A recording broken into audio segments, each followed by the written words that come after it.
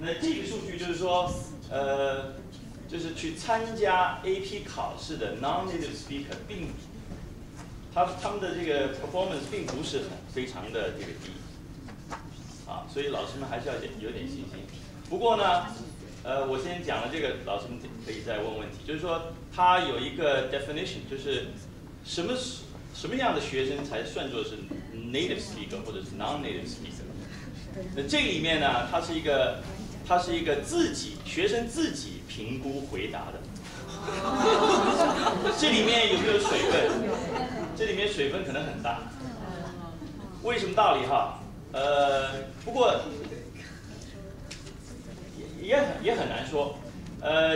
它是这样规定的，就是如果你在国内有一个题目是这样，有一个叫他评估的是近半年之内你有没有去中国或者是讲华语或者是汉语的这个地区学习过，学习超过1个月以上的，你就算是 native speaker。所以它这个鉴定啊，这个定义啊，确实比较残酷。我们建议的是，我们后来建议的是，应该让老师来判断这个学生是母语还是非母语。那么现在他们没有这样做，他就是纯粹是让学生自己去写。那问题还有一个就是，有的 native speaker 他说我到美国来，我在美国学了2年，已经学了2年，我都是讲英文的，不讲中文的。他也把它划到 non-native speaker， 也有这种可能性，所以这里面有点水分啊。但是我们在改考卷的时候啊，我们们确实发现，就是因为你听他的发音还能辨别出来。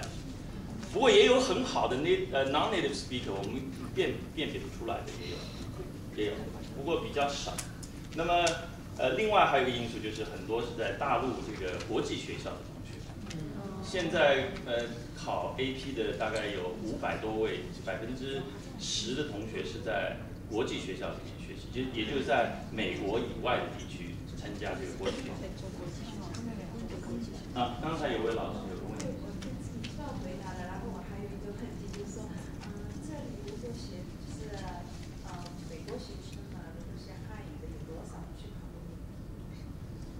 这个现在没有统计，我们第1年，我记得是3000多位同学去考，然后08年是4000多，09年，不，有的他是，这名字可能辨别不出来，因为还有的名字，比如说有的韩国人或者是其他地区的。那个09年差不多有5000个，接近5000个，所以增长是属于这个 AP 考试项目当中增长最快的一个科目，它的百分比来讲哈，所以这个比日文增长的要快了很多。